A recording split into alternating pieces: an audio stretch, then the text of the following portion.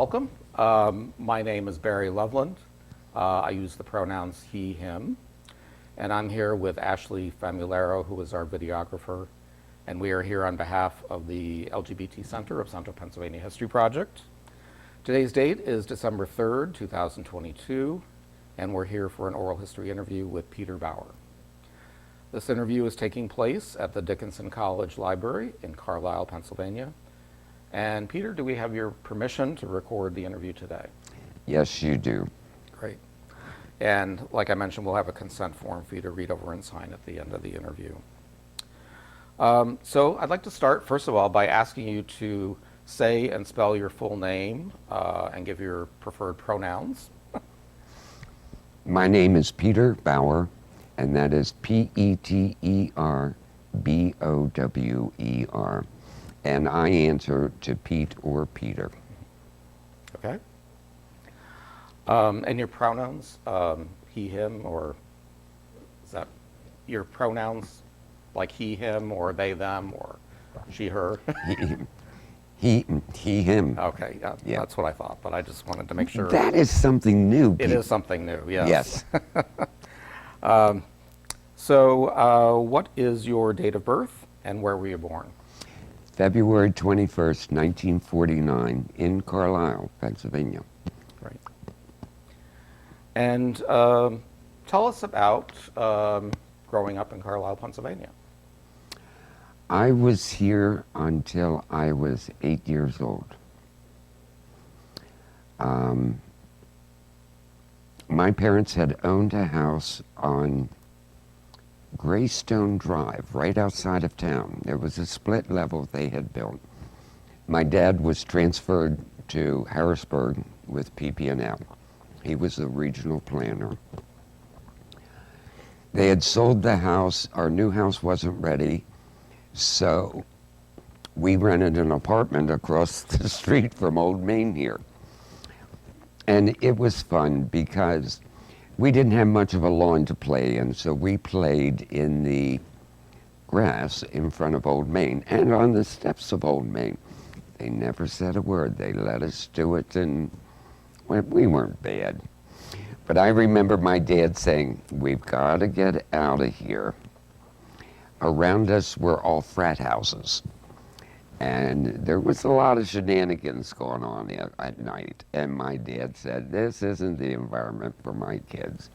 So as soon as the roof and the walls were up and everything, no grass, no front steps or anything, we moved into the house in Mechanicsburg. And I grew up there. Do you want me to continue on with this? Yeah, sure.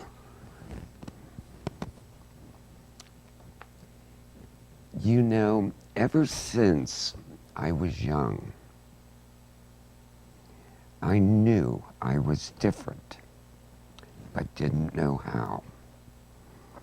And back at that time, we were mentally ill. We were mentally ill until 1974. I just knew something was different, but nobody dealt with it. I'm not dumb, but when I went from 6th grade to 7th grade, in high school you had sections like 7-1, 7-2 or college prep, and then you went 7-3, 4, 5, 6, 7. And section 7-7 was for mentally handicapped. When I went into the 7th grade, I was devastated. I was put in section 7-6, right above that. I'm not stupid. But now I see what they did. My older brother, 2 years ahead of me, who went to Dickinson Law, he was head of the school. He was president of National Honor Society. He was head of the baseball team, head of the basketball team. I come along and end up in this and have to deal with it. And I think I did very well. By the end, I had worked myself up to 10-3, 11-3, and 12-3. That was good, but in their eyes, Now that I look back, I was mentally ill. That makes me mad. When I went off to college, I went to Shippensburg. My older brother at that time was at Bucknell. I wanted to go to Drexel because I would have gone to school in Philadelphia. They had a program there where you could go to school for 6 months and then you could go out and work in that field for 6 months, back and forth, back and forth. I wanted to do that. My parents were dead set against it. I went to Shippensburg. I hated it. It was a farmer's school. You went to Shippensburg to be a teacher. I didn't want to be that. So I ended up a year there and then I quit. And then I went to work for the state and did well for myself at the state. What year did you go to Shippensburg? 1968. When I left, I had my partner at that time was in the governor's office and got me into working for the state. And then I did college courses in the evening and what have you, and became an accountant and did just fine. When you were in high school, did you, I mean, you kind of had a sense that you were different, but did you at some point determine that, oh, this difference is being gay? Yeah, probably at one point. There's some traumatic things that happened when I was younger. When we moved into the house in Mechanicsburg, my dad loved to play tennis. And he had a tennis partner who lived in the neighborhood, and he was married and had 3 children.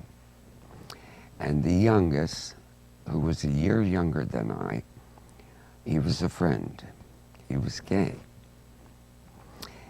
And the one night we were down in their basement playing with trains and fooling around. His father came down the steps and saw it, sent his son upstairs, and then proceeded to rape me. I screamed, I cried. His wife came downstairs, who was very beautiful, came downstairs and saw this. He was very handsome. His wife saw this and came running upstairs and called for me to come upstairs. I did.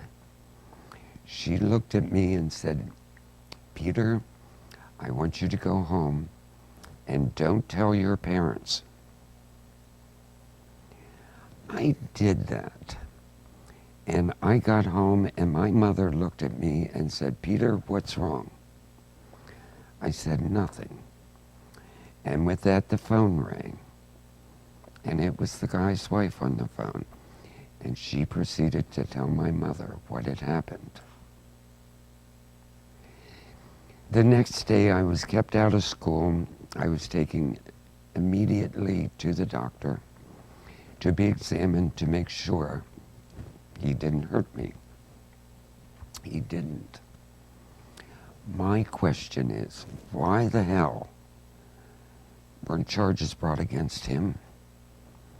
Why the hell didn't my doctor report this? I guess it wasn't required at that time. I have lived with that all of my life, and that was pretty devastating.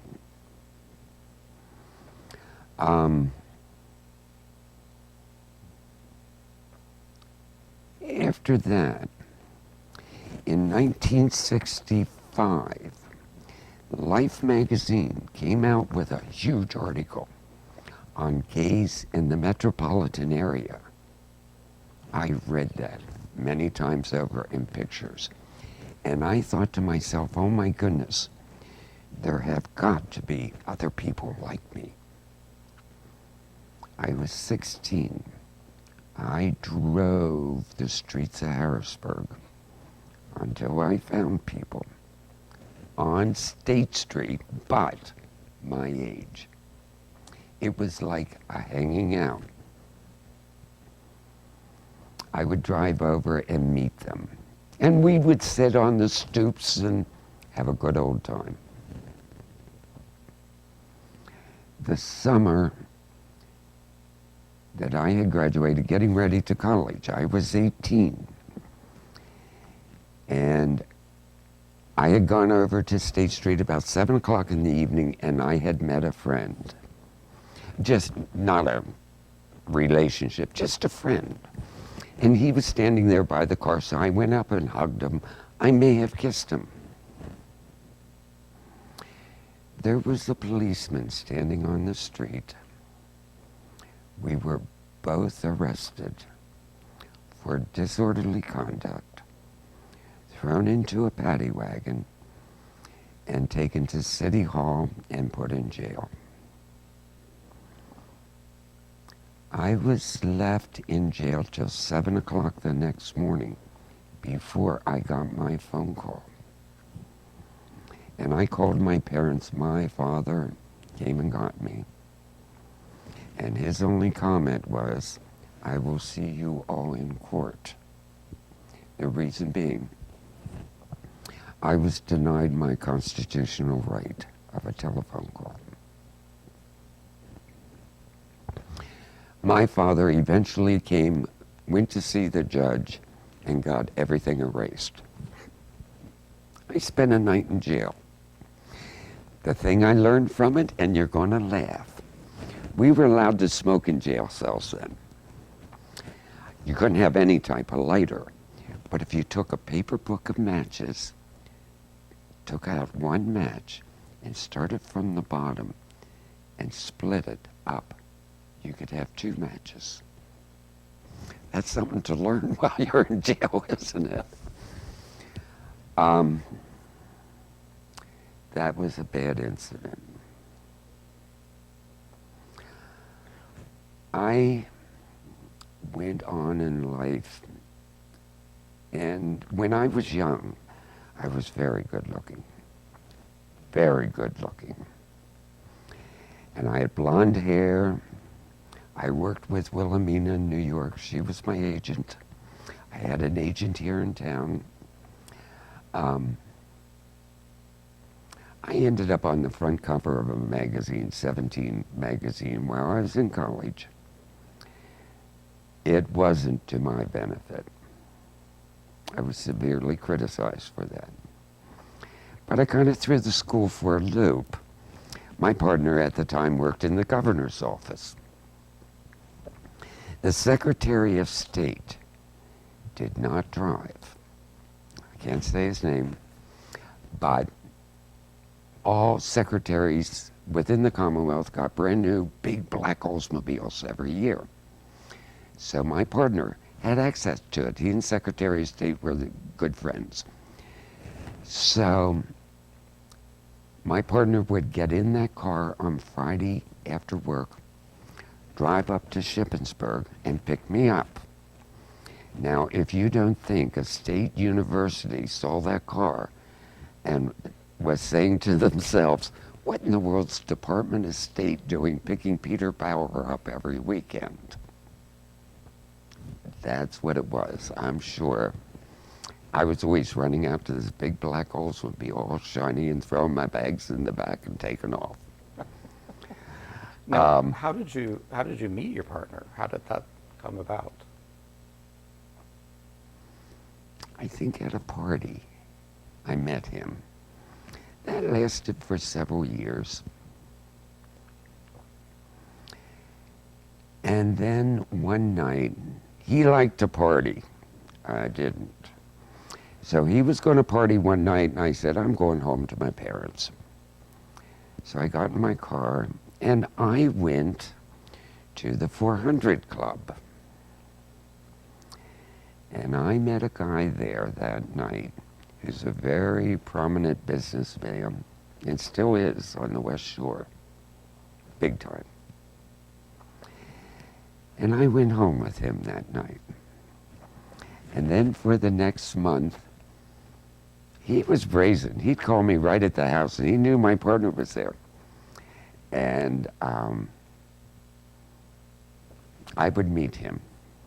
Okay. Finally, he took a vacation in Hawaii.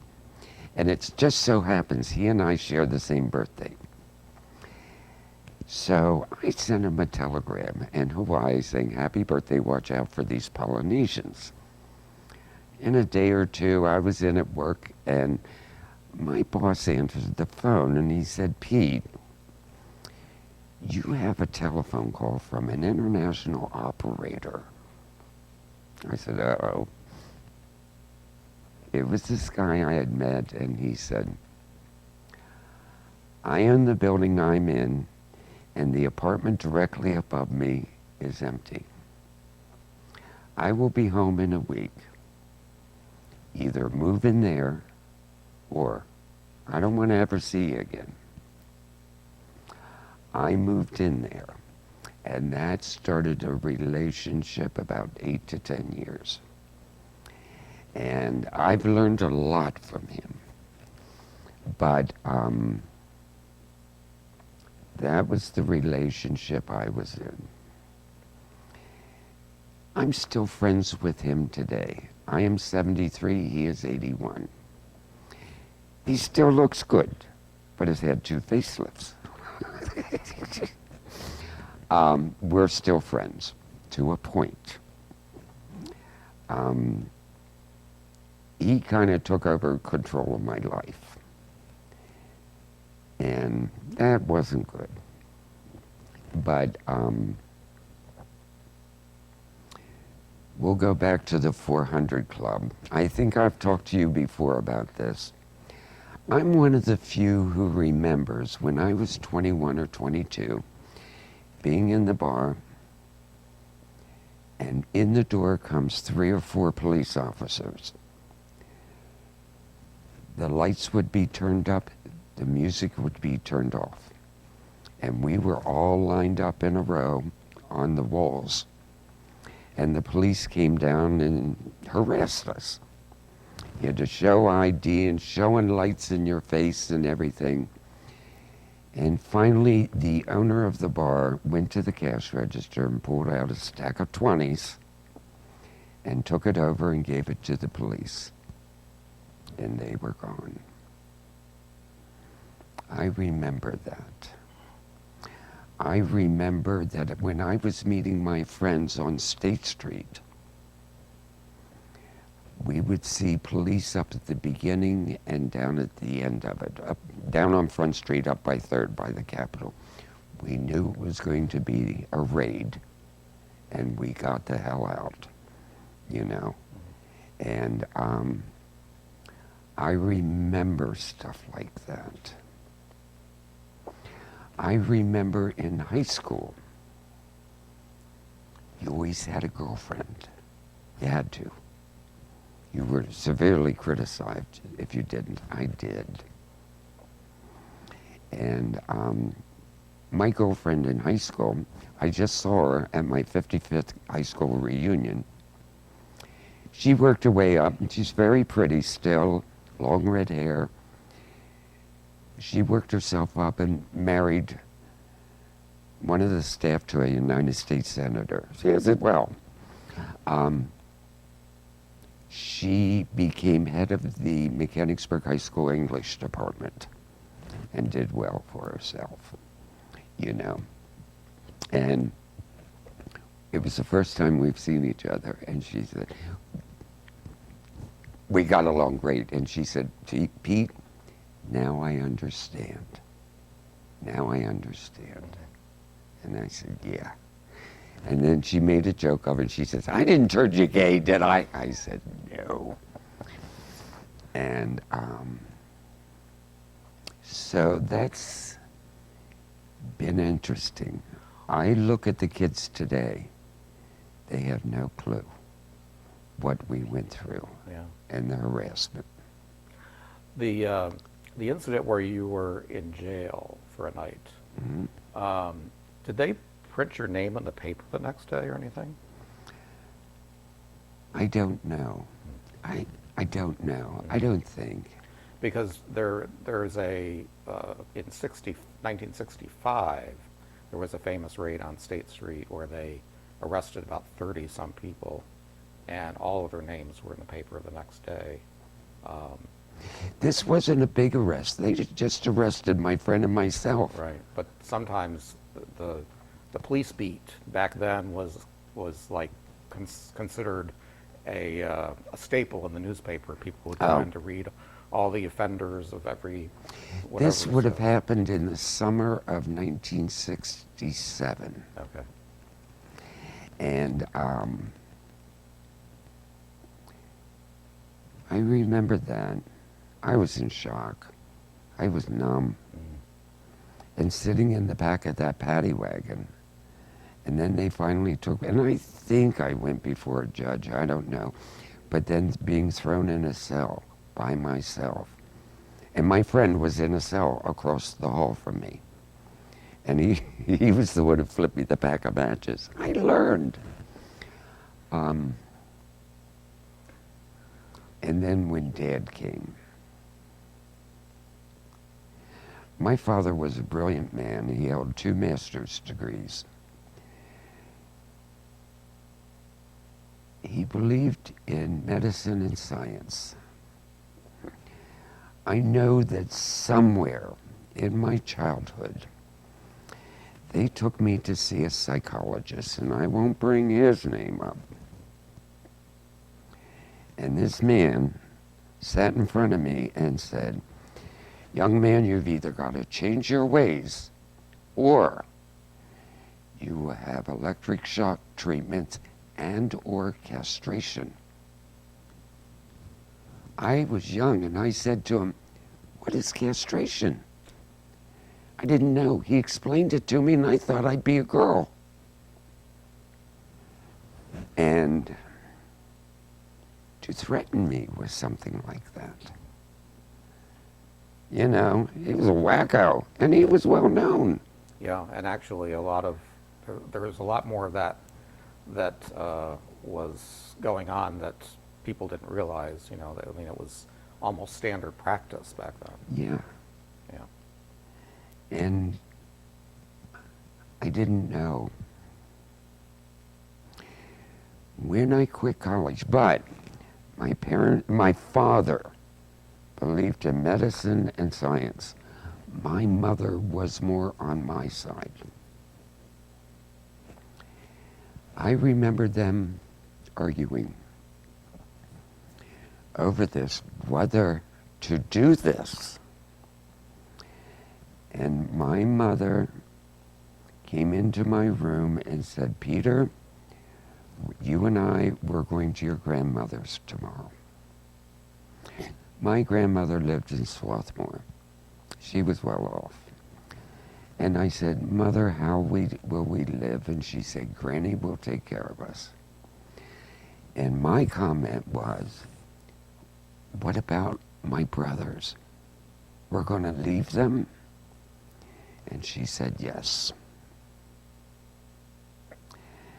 The next morning, I got up and we went to Swarthmore.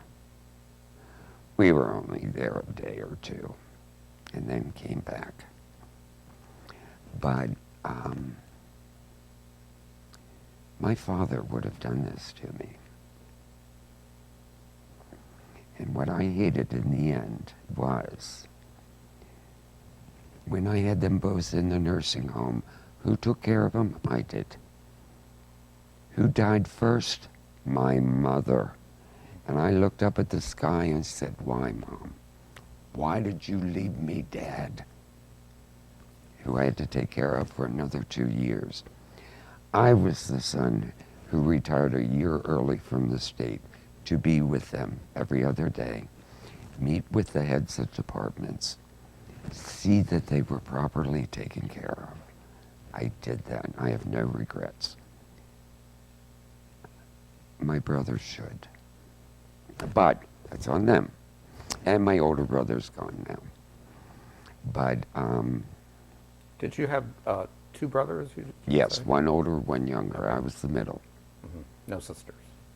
Hmm? No sisters. No, No sisters. none. Yeah. Close. When I was born, my older brother had been born, and my mom and dad wanted a little girl. And my mother was very outgoing, got along with everybody. She was a riot.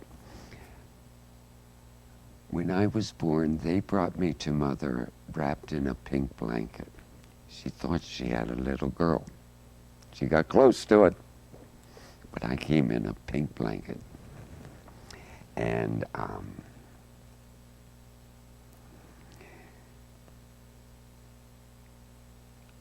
I know I was her favorite.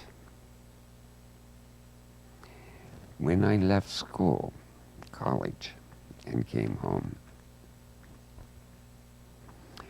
I came home and I blew up to my parents and I left.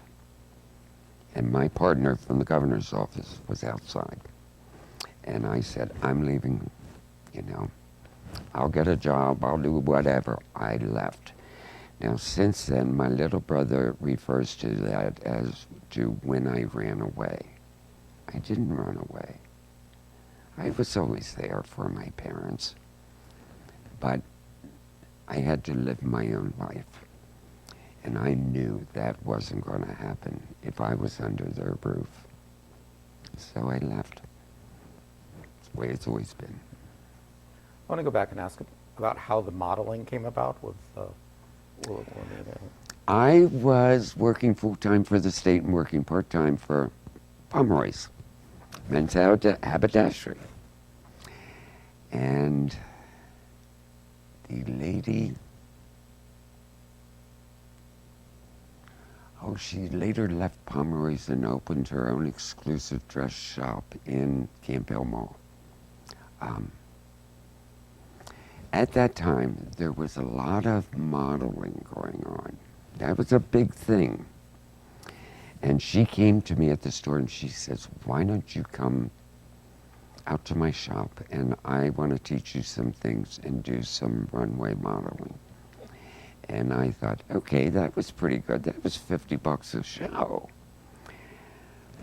I did that. And then an agent picked me up here in town, and she wrote a letter to Wilhelmina in New York. And so I had a interview with Wilhelmina and went to New York, and I was taken on. But I only did a couple pieces of work for her. The reason is they'd have cattle calls. And for me to leave Harrisburg and go to New York for a cattle call, which could have been 100 people, I think I got in Gentleman's Quarterly. There was another magazine I was in for Wimberley ties, Wimberley neckties. You would laugh when they do photo shoots to get you to look great. Shirt may be too big. Okay, biggest trick, and you remember this. If it's blousing out over, you open the fly in your pants, you reach in and you pull the shirt tails down. You zip up, then you blouse it out to where it be. If you're too full here, you pull it back and tuck all that extra in your belt. But when we did photo shoots, so you really had a good figure, they would tuck all of that in the back and then clothespin it with wooden. You don't know how many runways I ran down with jackets on that the shirt was all clothespinned in the back, couldn't take the jacket off.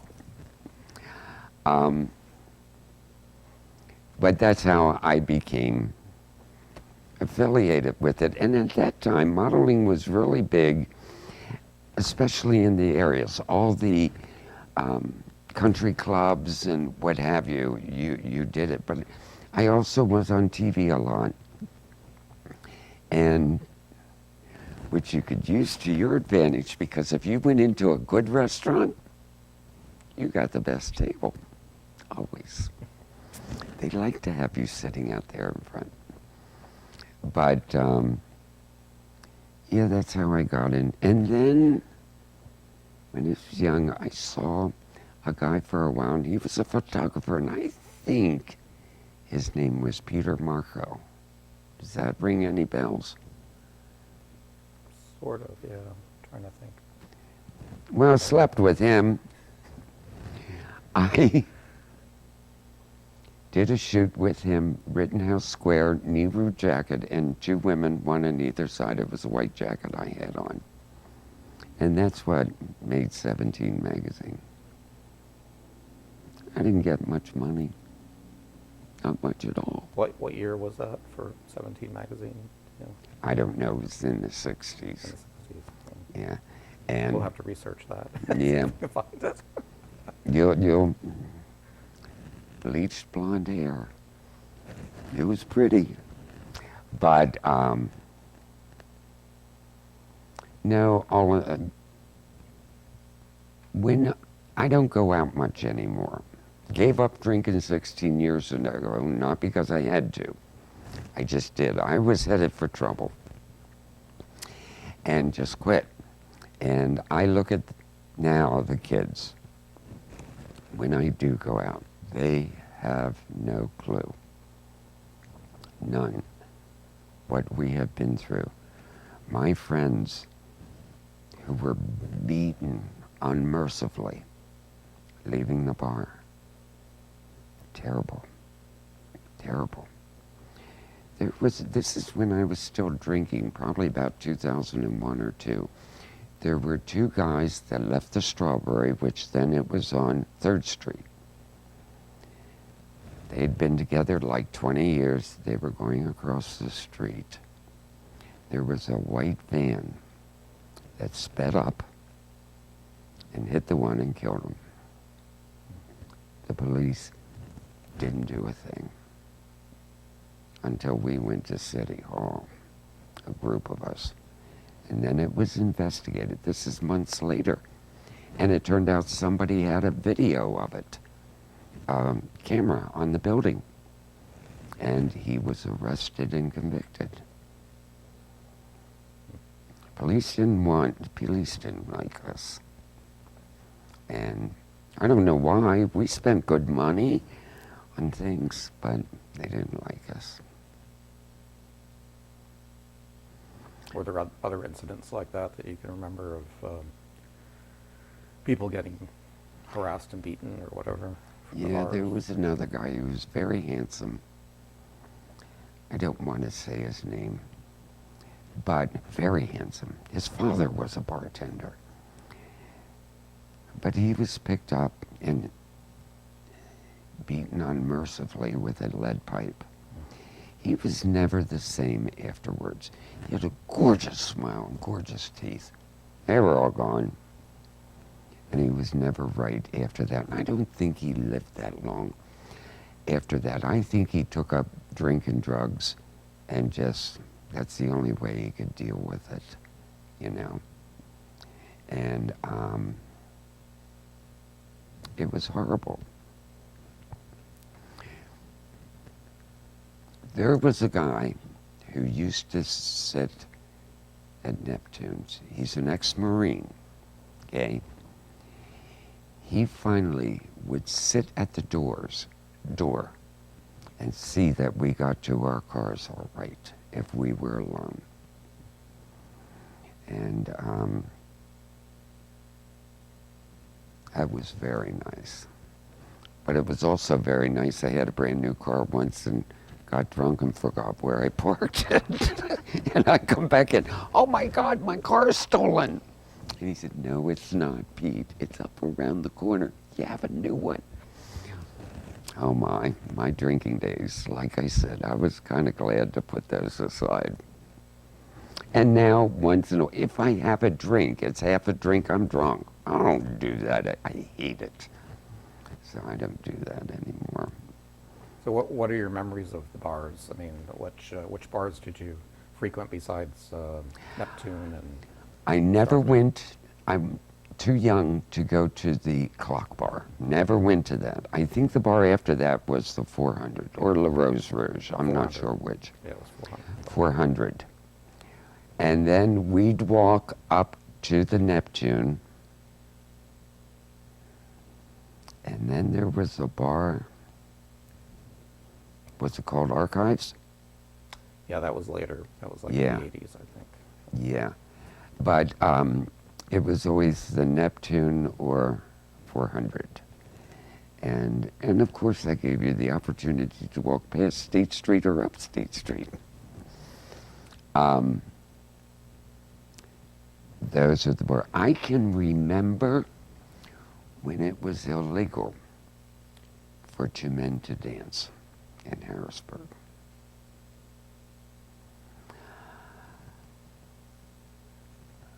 When I was 18, did I tell you I went down to the Georgetown Bar and Grill? The Georgetown Bar and Grill, you could drink wine coolers at 18. Washington, D.C. had very different drinking laws. You could not be at a bar, have a drink, pick it up and walk to a table. You had to have a server take it to you. And I met I'm not that promiscuous. I met some guy there, and he was sitting at the table, so I came and sat with him. They brought the drink. He was an Army guy. He was in full uniform.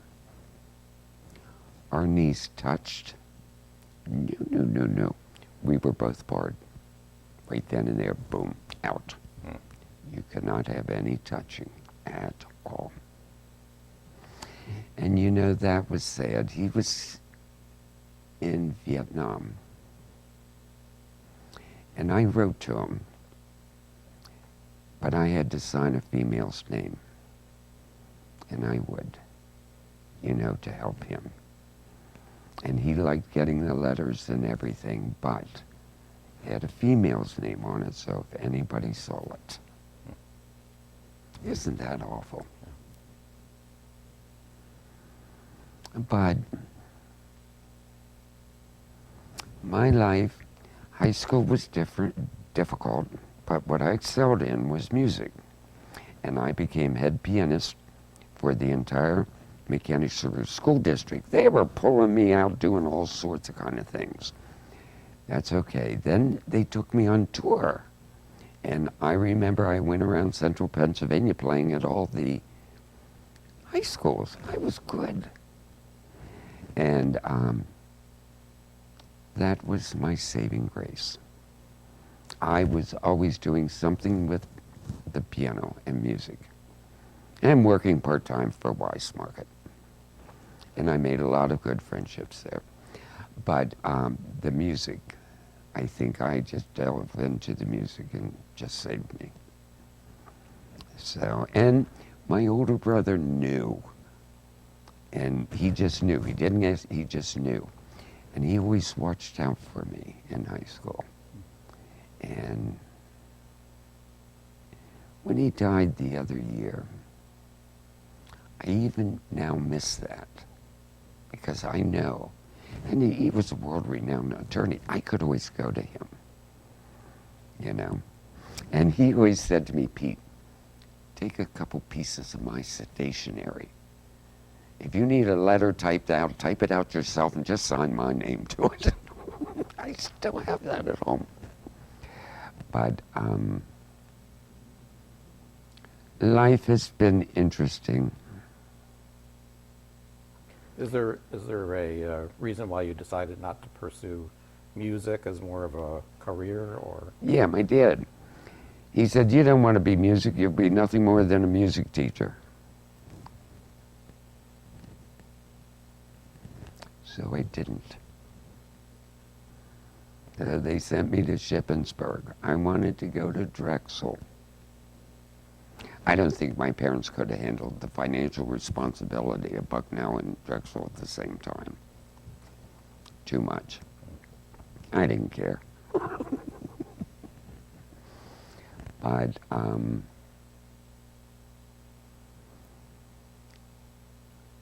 I have been happy with my life. I have learned in life, you make your own happiness. It's not served to you on a platter. And I have learned it doesn't matter what you have or anything. Please, I went with a millionaire for almost 10 years. I've learned one thing. They're rich for a reason. You don't get any of that. You make your own happiness, and that's the important thing. I still have a baby grand piano today in my living room, and I still play it. And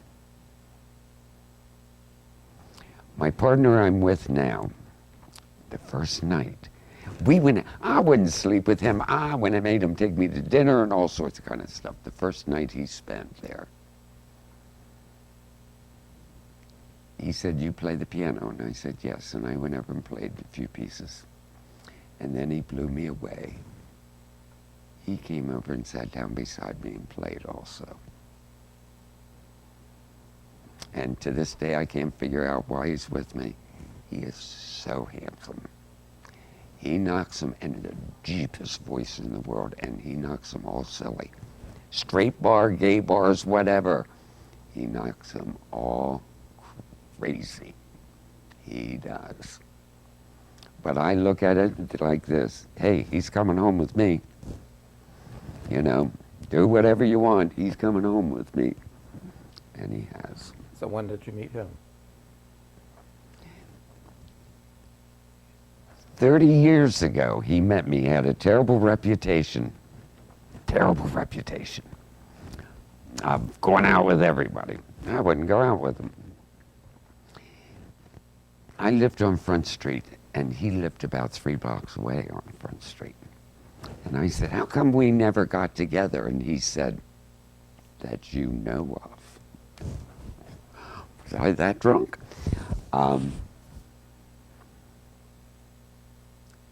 This time, I'd been out to dinner about 8 years ago with some friends. I had gone up to 704, and he was sitting at a table out front, and I looked at him, and I said, "I know you." He says, "Oh, I know you. You're Peter." Boom. That's how it all started. Mm-hmm. And the voice on the phone, everybody who talks to him goes, "Oh my God." And then when my sister-in-law, my brother who passed away, we went to Westchester to see her. And she said, "Pete," and my sister-in-law's good looking. She's an attorney also. And her jaw dropped. And she says, "My God, Pete." I said, "Yeah, I know. Who knew?" And it has its ups and downs, but it seems to be working, you know. So how many years have you been together now? Off and on, 8 years. And he doesn't live in town anymore. So it's about an hour and a half drive for either one of us to get. That seems to work. It seems to work for us. And that's fine, you know. And I made a mistake this year. I cooked Thanksgiving dinner for us. I'll never do that again. For him and 2 of his friends. And it was, oh my, never again. That's why God made restaurants. But basically, you know, I'm good with my life. And the younger generation, I don't know what's going to happen.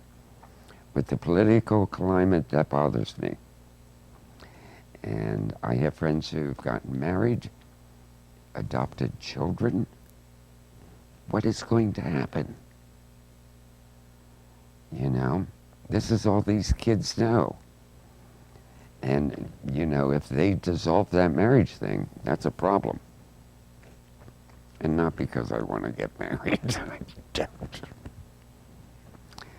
But we'll see. Can we go back to your career at the state and Yeah. talk a little about that? Well, I worked at the state. When did you start there? Do you remember? 68. And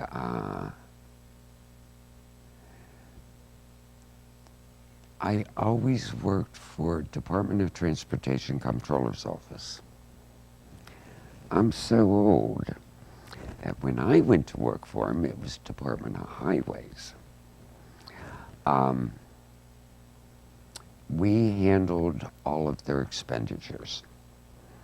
And I had to manually, I had an assistant, and I had to manually, we had to keep account of every penny. We're talking hundreds of millions a month in every, category, what have you. And there was no being off 10 cents. The one time my assistant and I were trying to close out the end of the fiscal year, July 1, and we were in there till midnight. And she finally said to me, she said, "Here's a dime, tape it to the page and turn it in." Do you know, next morning we got that back? And it took us almost a day. Your hardest amounts to find are a dime, $1, $10, $100. Hardest to find. And, but we got that back when we were said, get to work. Find that 10 cents, and we had to. And it wasn't done on computer. It was all handwritten in by me or her. All of our pages of the ledgers and everything, and they still have them to this day. They're in archives. And one fun thing at the state, I forget his name, I think his name was Bill. He may have been gay. He was head of the archives, which was only that building beside my building. And he called me one day and he said, "Pete, get over here, come through the tunnel. Come through the garage, I'll let you in the back way." I did, and they had the Constitution to the Commonwealth of Pennsylvania out. I could put on gloves and touch it. That was a treat to see that. And I enjoyed that. Working at the state, when I went into work, I was classified as a clerk 2 political appointee. I remember at the state when politics changed up front, we were called in and you had to go change your political affiliation. You were also asked for 10% of your salary.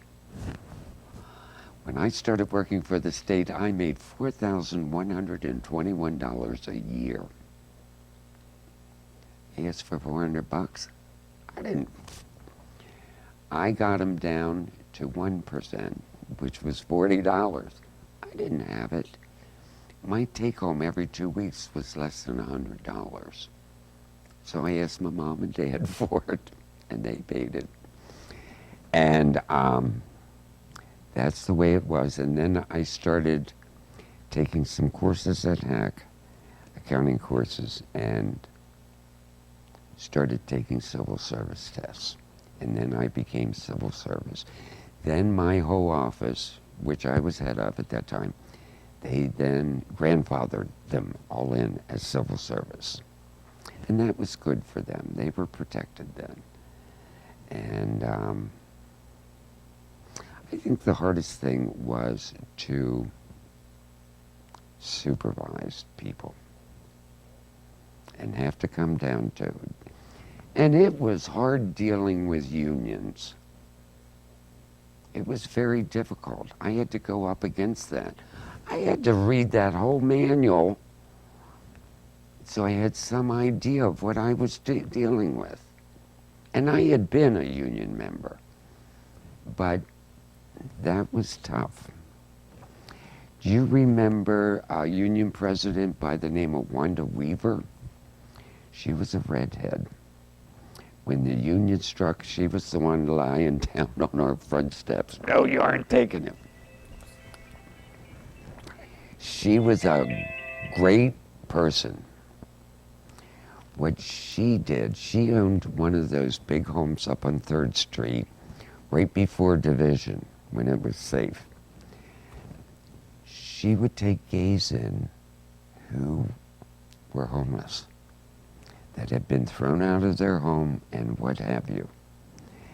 And she would get them to go back to school or to get their GED or to take college courses. I know, and then she would talk them into coming to work for the state, taking civil service exams. I know of several success stories from that. But people were special out on the farms and what have you. People were thrown away, kids who were gay. And I ran into that in several cases. We gays kind of took care of them. Some people took them into their home. We gathered money and did what was needed. And there's one now you would know of who was that way. And I can't imagine, either out in the country, they'd either take him out into the woods, shoot him, and bury him, and they'd say, oh, he ran away from home. Or they would pack their suitcase, give him a few dollars, and say, you're gone. And that's what happened to the one I know of now, who is now 60 years old, and he's doing okay, you know. But when I left home, I always had something behind me that I knew what I was doing, or at least I thought I did. And it's been a good life. I'm okay with it. But that's about it. Let me just go through my list and see if I missed anything here. Did you grow up with any particular religious background or anything in your family? Oh yeah, I was a Methodist. Mm. That's a different story. My father would send me in to talk to the minister. It's called conversion therapy. My father, I think, felt I had just not met the right girl.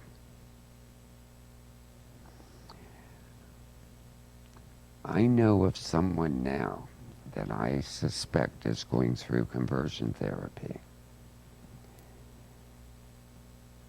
I can't say anything because he's kind of unfriended me. No connection. And I just think, oh my, this isn't good. But I was thrown into that. Didn't work. I'd say, Reverend Moore, you can forget it. It's not going to happen. You know, now can I please go ride my bike? You know, not going to happen. So I was raised a Methodist. I really have no use for organized religion. I do believe in God and Jesus Christ, but I have no use for organized religion. You know, nope.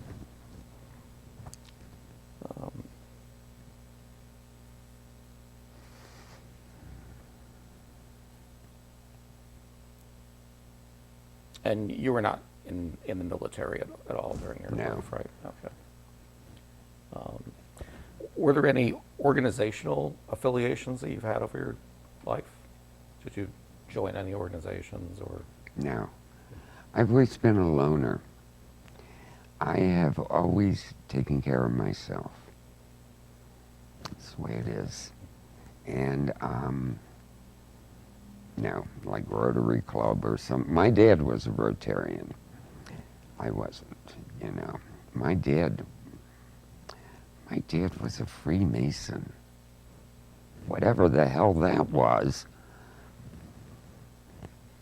Don't know, very strange. No, but I didn't have any connection at all.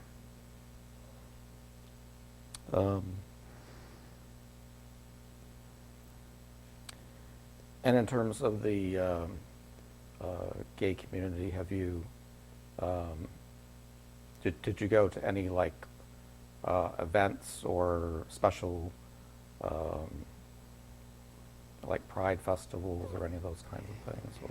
I'll tell you what I did do. This is going to go back to the AIDS epidemic. I lost a lot of friends. Everybody did. But I don't know why I never came down with AIDS, but I didn't. But I met a doctor, an STD doctor.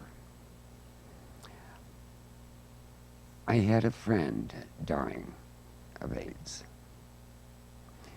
And I told her, I don't know what to do. She said, Pete, get him into my office. And I did.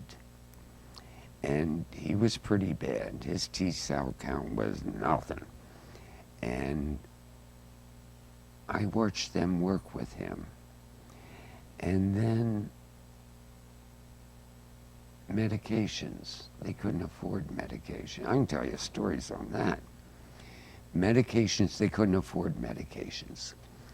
But she knew all of the federal programs to get you involved with. So eventually, HIV person today can get their medications for $30 a month.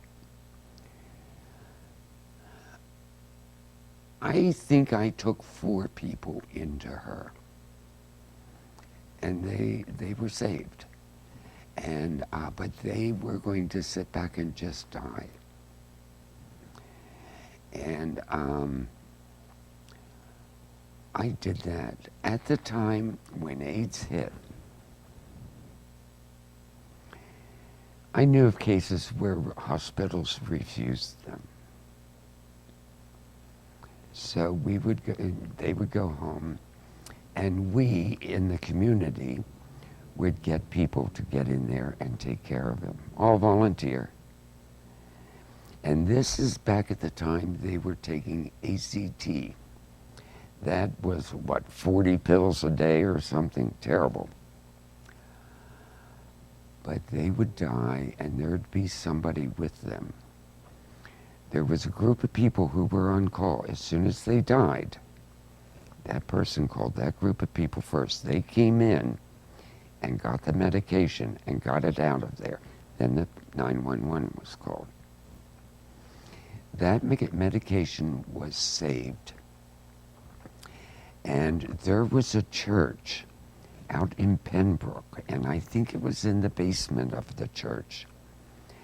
And I think it was on a Tuesday night. It was open. AIDS patients would go there. There would be 1 or 2 volunteer doctors that would be there, and all the ACT that was collected would be dispersed to the people who could use that. I think that went on for quite a while. I lost so many friends, I finally started a new address book. I threw the old one out. I had crossed out so many names. And it was awful. Awful.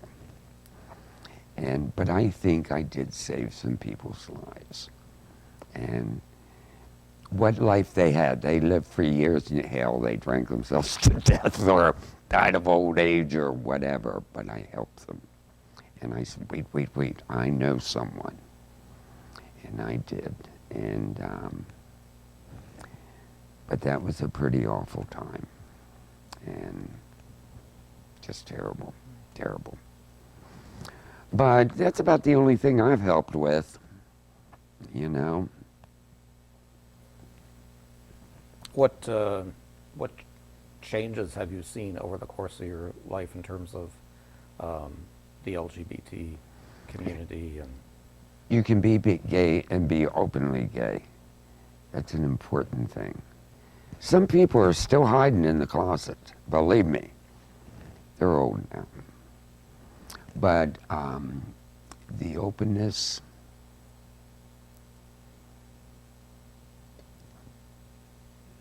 the not regretting of who or what they are. I see that now. We hid. God, we hid. And maybe I told you, at the 400 Club, you go walking up 2nd Street to it, and you looked up to make sure no cars were coming down, so nobody would see you going in. I worked for the state. I didn't have to worry.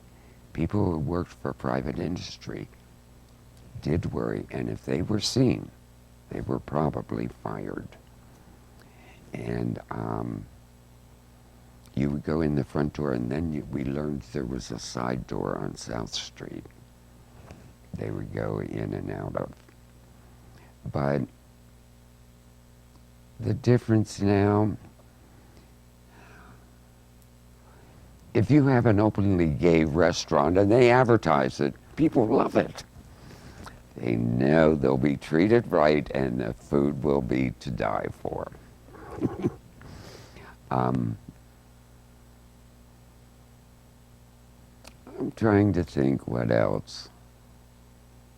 And people nowadays love drag shows, straight people. They want to come and see all the fanfare and festivities. But that's all positive. And I think it's good. And people, if they want to marry one another, let them. Just invite me to the reception. They're always good. Believe it or not, I have never been invited to a gay wedding. I haven't. My friends are older and they aren't getting married. And the younger ones, they don't want us old guys there. And I've never been to a gay. I'd be an idiot. I'd be bawling and carrying on. But I've never been to one. My family's been to them. I haven't been to one. Oh, well. You mentioned drag shows. Did you ever go to any drag shows when you were? Sure. Yeah. What are your memories of those? Oh, it was a shock first time I saw it. But then I learned you have someone in drag, and then you have a female impersonator. Two completely different things. You know? I never knew that. And I enjoy them when they're on a stage, and I don't enjoy this bar stuff too much running around, but when they're on a stage and doing it right, yeah, I like that. That's fun. It's fun. And when I used to drink, oh, Lordy, it was fun and cost me a lot of money. But I'm happy they can be more open with the drag they do. And I'm glad to see transgenders starting to be accepted. You know, I've known a couple that's a hard avenue. Takes a lot of guts to do what they're doing. But then to look at it, you think that's the only way they can stay alive. If not, they do themselves in. And, you know. Do you have any memories of transgender people that you met over the years? Mm-hmm. There was one guy, I don't know his name. He'd come into the bar, but he was a meaner money collector. He wasn't that attractive. I mean, but he became a woman. He's tall, not that pretty. But I used to do some work at Bethel Temple on some Jewish things. I guess he was Jewish. You'd always see him above the crowd. But he was there and out and about and everything. So I remember him. There was another guy who went through the change.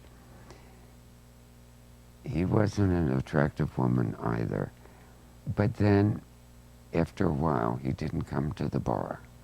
So I guess he pursued something different, you know. And what our old Secretary of Health, Dr. Rachel Levine. Levine, my hat's off to her. She's quite something. I remember seeing her on the street once. She was walking in Department Health, and I'm at the car window yelling, "Dr. Rachel, I love you." I think she has been a tremendous influence, and I think has helped a lot of people, probably that we don't know about. So,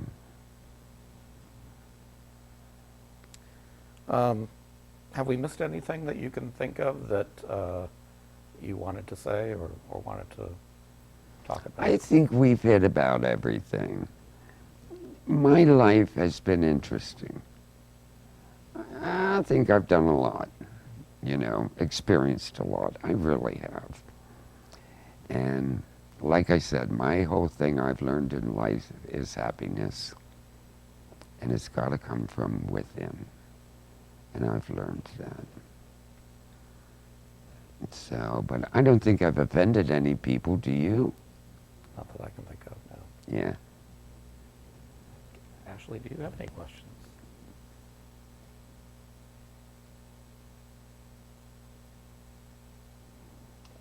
Not at the moment, but as soon as I get in my car and step away, You will. I will. Yeah. Well, I think about the most traumatic part of my life was when I was raped. Yeah. That was unexpected. And not to ever have any questions answered on that. Nothing. And to know he got away with it. And so did my doctor. I don't know back at that time whether they had to report it or not. Yeah. But that was pretty traumatic. So,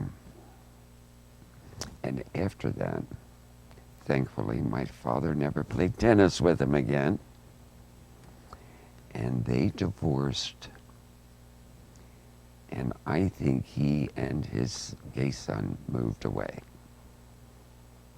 But that house is still in the neighborhood. It's pretty. Whoever owns it now has redone it, but I used to walk a great deal. And we'd walk by that house. And all the memories just came flying back. And that man drove a big Pontiac convertible.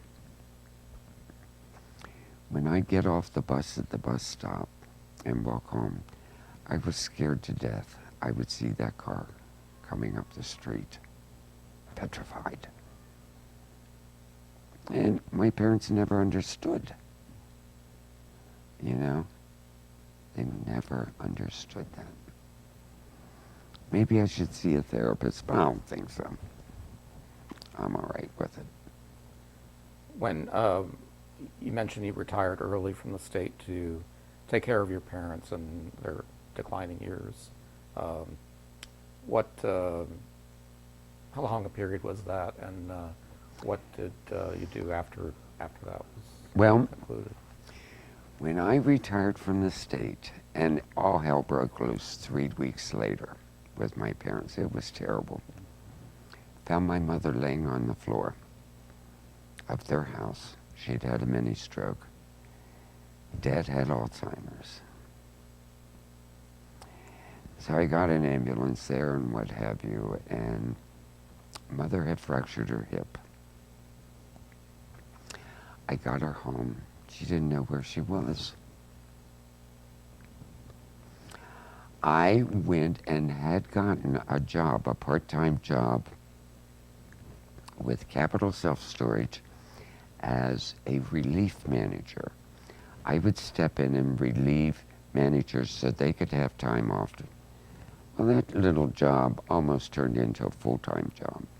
They had 9 different facilities, and some I was traveling every day from Mechanicsburg to Hanover or to Middletown or, well, whatever. But in the middle of that,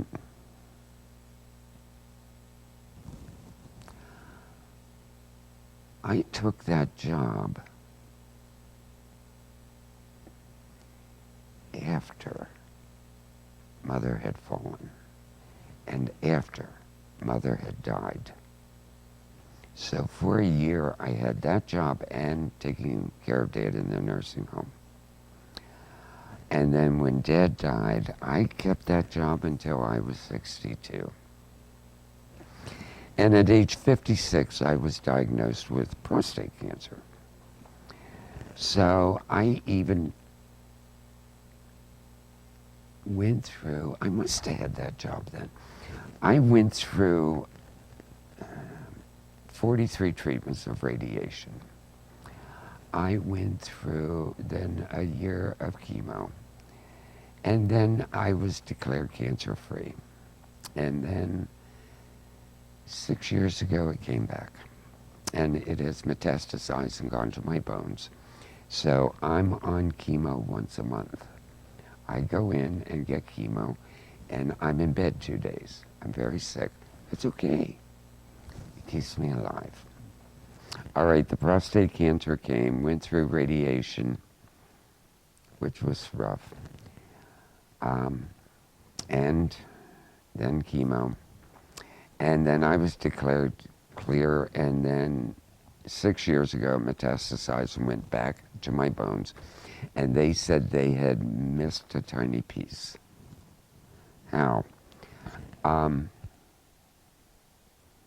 It's okay. I'm on a heavy drug now, chemo drug, that I get once a month. I get the shot in my stomach, but I'm down and out for 2 days, but it's okay. I come back.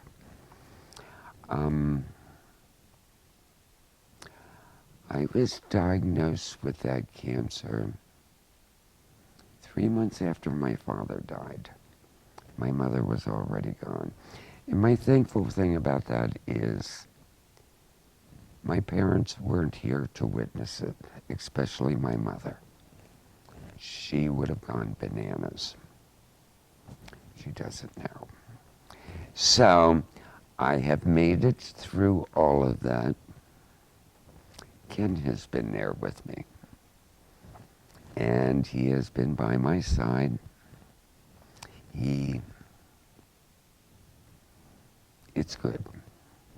You figure out ways to do things. They say, you can't get an erection. Oh yeah, you can.